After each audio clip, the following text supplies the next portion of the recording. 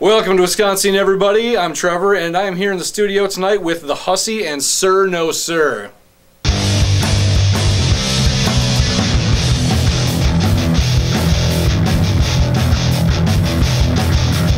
Hello. Yeah. Hello. We are The Hussy. That's right. This is Heather. I'm Heather. I'm Bobby. I was hoping Heather would introduce me, but... Oh, that's Bobby. Let's start out pretty simply. The name, The Hussy, like, is there an origin story to it? Like, why'd you pick The Hussy? It's on a list. Yeah? It's like, I made some names, Heather made some names, and we picked them. picked that one. Pick the one that sucked the least, or? I think so. Yeah. I think so. I recently posted the list. And the other ones kind of sucked. The other ones did suck in hindsight, but like everybody else noted that we picked the best band name on the list. So I guess we did make a good decision since 2008. Yes. Let's talk specifically about the songs that you guys are going to play on the show. Sure. So what have you got in store for us? Like, what's the first song? I think we're going to do... Is it Undefined? We might do Undefined first. We might do Liar first. We'll see. Yeah. We're going to do songs from Weed Seizure. We're going to do songs from our last album. Okay. We're still in the process of really nailing down the new records material for live. Maybe a song from Cement Tomb from our first LP. And a really old one. And a really old one from the first 7-inch. Yeah, first recording ever that we did. One of Heather's first songs for The Hussy, right? If not the first. One of them. I can't remember which ones came first at that time. It was a long time ago now. Tell me a little bit about Undefined. Like, what's the song about? Undefined it's kind of undefined. It's not really about anything. Fair it's enough. about... I don't know. When I write a song, I'll write the lyrics as they come. As time's gone on, I've found that if I just let it out, it's just an extension of my reality. And so whatever comes out, sometimes I might have no idea what it means till 6 months down the line. And then it'll make perfect sense. It'll snap together. But I guess that's just like... That happens to all sorts of people. Things can mean different things at different points in their life. But, I mean, I don't consciously sit down and go, I'm going to write lyrics that mean this or that. I write a riff. We play it a while. In terms of my songs, it's usually like that. We play it a while, then maybe I find something that I like over it, or I'll have written it at home, and it just came out. Like, it just comes out. I don't know. I don't know how to describe how I write lyrics. I'm happy it's like this. When I was younger, I didn't have this experience. I had an experience of trying very difficultly to write lyrics, and they usually come out poorly if you're trying really hard. And as time's gone on, I don't know, it's easier. It's an extension of my reality. It's an extension of what I see. And I don't know. Heather, how about you? I just write whatever first thing comes to my head. Yeah, And then I'm extremely lazy and don't change them.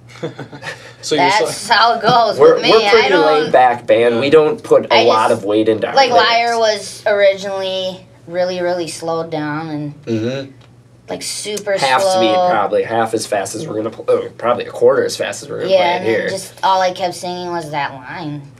It doesn't.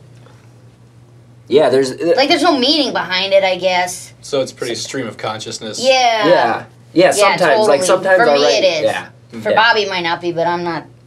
Sometimes I write a song that. that's stream of conscious, but sometimes I am there making decisions where the song is leading to, obviously, but I try to kind of just let it come out. Like, if you write a good riff, I try to find I'm more concerned about the melody, to be honest, than the lyric. Yeah, the melody's first, then lyrics secondary. Yeah, for sure. Like, I just want the song to be catchy. Because, I mean, you can hear songs about somebody, like, killing somebody else, and if it sticks in your head, hey, man, whatever, right?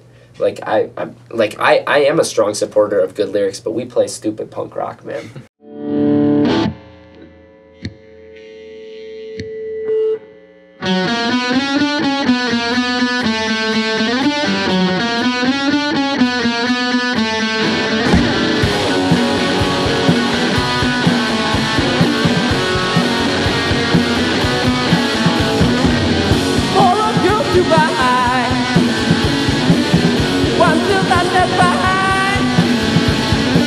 Did you hear the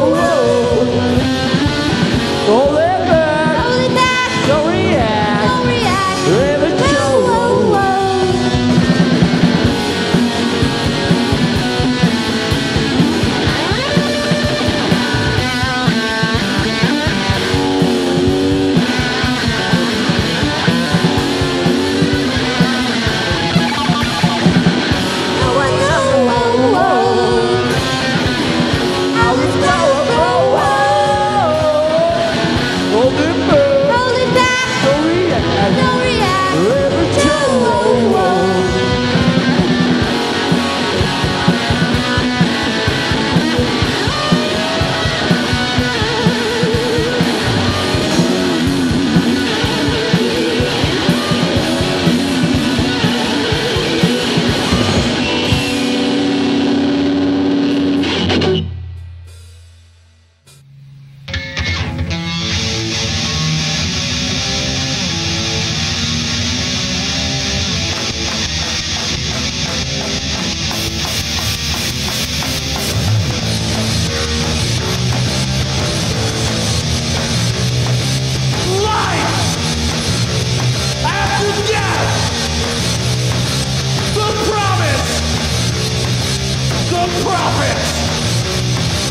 And on your knees you pray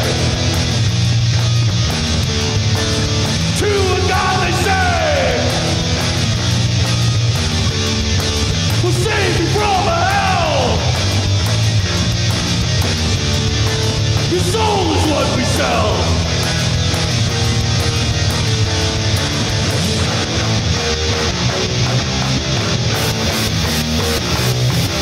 Your fear outgain. You follow insane. And on your knees you pray to a God they say will save you from a hell. Your soul is what we sell.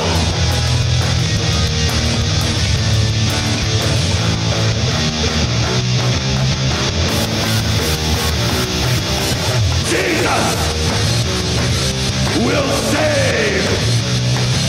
Dig deep your pain. On your knees you pray to a God they say will save you from a hell. Your soul is what we sell.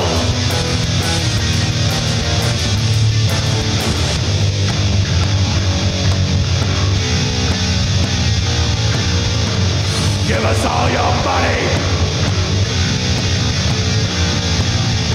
We want it all.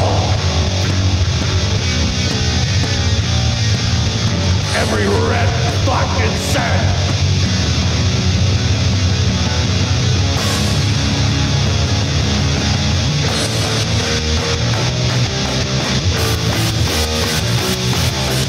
Life after death. The promise! The promise! On your knees you pray to a God they say will save you from a hell. Your soul is what we sell.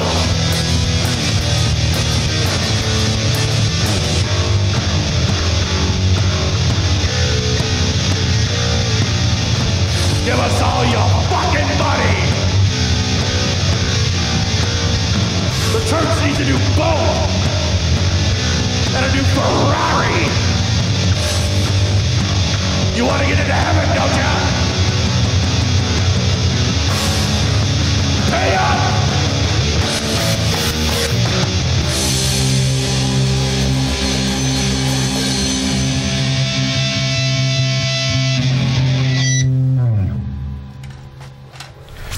Welcome back to Wisconsin, everyone. I'm here in the studio with Sir NoSir. So, why don't you guys go ahead and introduce yourselves? I'm Nate Onsrud. Jeremiah Wonderland, play the bass. Tony Leskinen, drums. How did you guys get together? What's the origin story of Sir NoSir? Well, it started out with me and our first drummer. He was a co-worker of mine, and we just started getting together and jamming. He had previously played with Jeremiah in a couple of projects. drums and thought that maybe he'd be interested in getting something going. And that spawned Sir NoSir. We parted ways with Joel Last summer.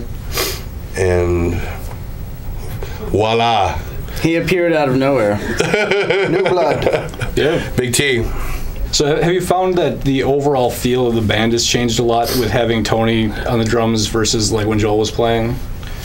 Absolutely. They're completely different drummers with different styles. They do things differently. They communicate differently. Yeah. I'm a bit more abrasive. We all know that. we're all abrasive. There's no dancing around that. Yeah.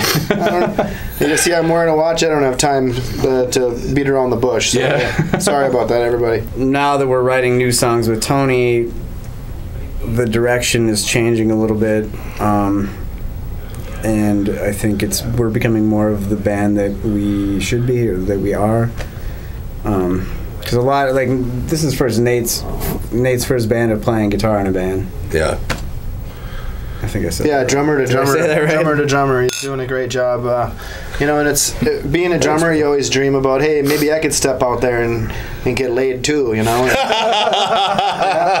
So It's not working, dude. It's just not fucking working. just saying, you know. Nate's just following in the footsteps of Phil Collins. Oh, Yeah. Those are definitely the Big shoes to way to fill. Oh. go. No-dio. That's fascinating. You guys have got a pretty new song after that. I believe this was the first song that you guys wrote with Tony on drums. What's this one called? It's called A Means to an End. Okay. That one is about addiction, and my struggles with chemical dependency. I don't know if I've been sober for going on 10 years now, but Holy shit. Just the way that sounds is amazing. It's a but you know, zero. And I haven't been sober in 10 years. You haven't been sober in 10 minutes. Real shot, please.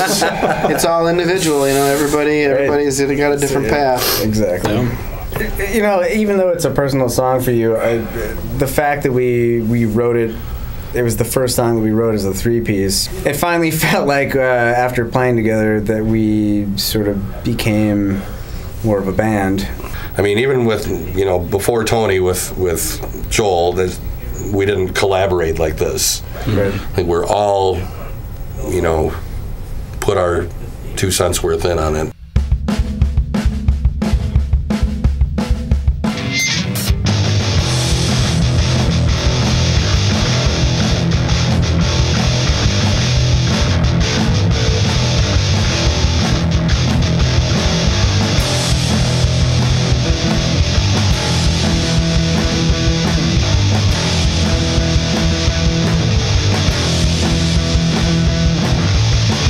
I'm your worst nightmare. I'm your greatest threat. I'm your morning after, filled with regret. You wish you never met me. I fail you in pain. I rule your life. I drive you insane.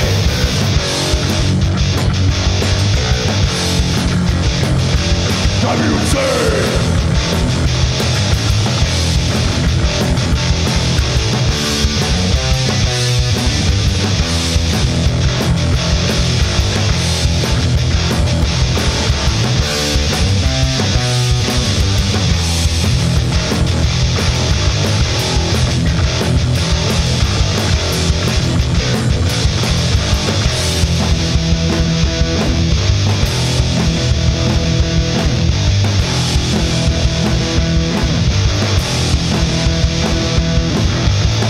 When you first met me, I was your best friend, but I soon became a means to your end. You do anything for me, you sell your soul for more. What I'll do for you is see your covered door.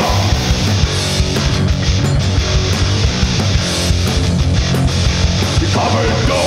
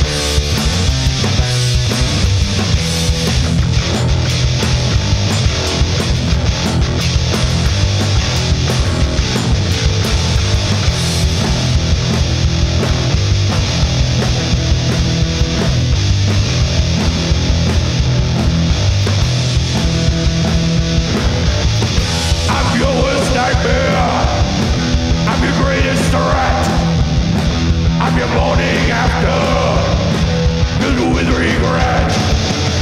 You wish you never met me. I fill you with pain.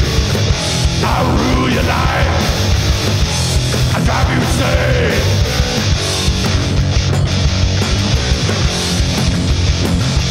Drive you insane.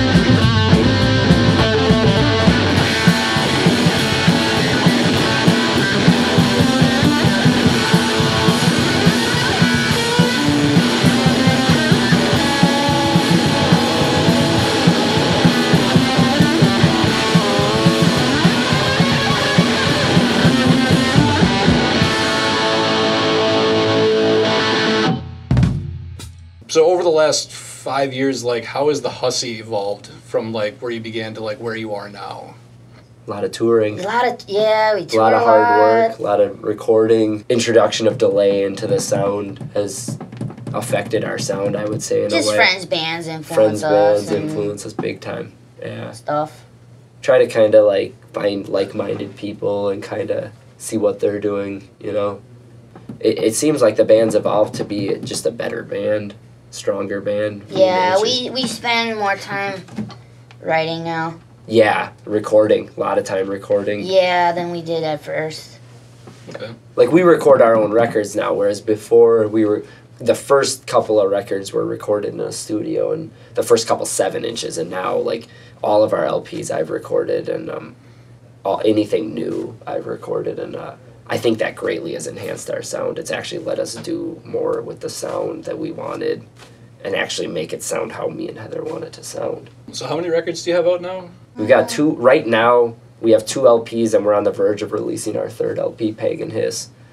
And we have 5 7-inches out right now, and there's 2 more coming, and then a 10-inch coming at the same time. Like some cassettes. Some cassettes, a couple of cassettes, and I believe strongly in the cassette world. I think I think anybody who doesn't know what they're talking about. And I mean, DIY culture and punk music, if you don't know anything about punk music, you would say that the cassette is useless. But if you know anything about punk music, the cassette has been very important in the last 20 years. And if that's not a true statement, I don't know what is. Like, yeah, I'd agree with that. 4 tracks, all man. our friends, everybody trades I know way. trades cassettes. Everybody I know starts out by putting out a cassette You can put first. it on your own. Why wouldn't you? Yeah, it's just a good way to put out music. And like, I love buying cassettes. I love buying vinyl. I would buy a CD if a band put it out and that's the only way I could get it. Mm-hmm. Then I'd buy a CD. But if I have an option to buy a tape or a vinyl version of it, I'm gonna buy that.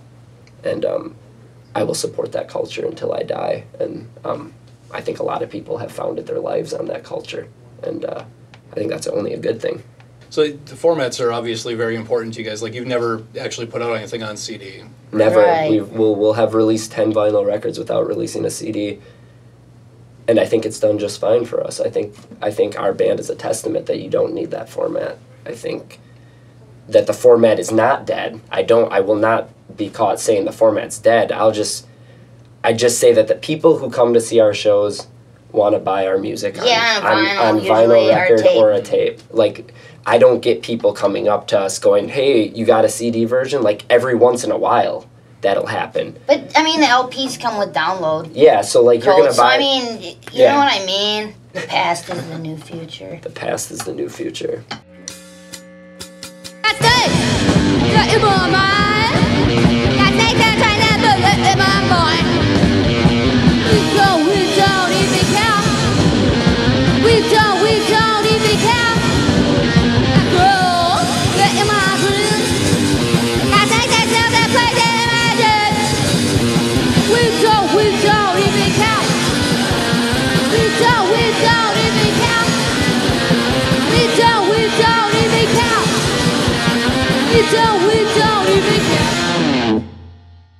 Wisconscene is brought to you in part by freaking awesome hair at 4552 Monona Drive. Go on in and tell Molly that I sent you, and she'll make you look as awesome as me. No one else touches my head.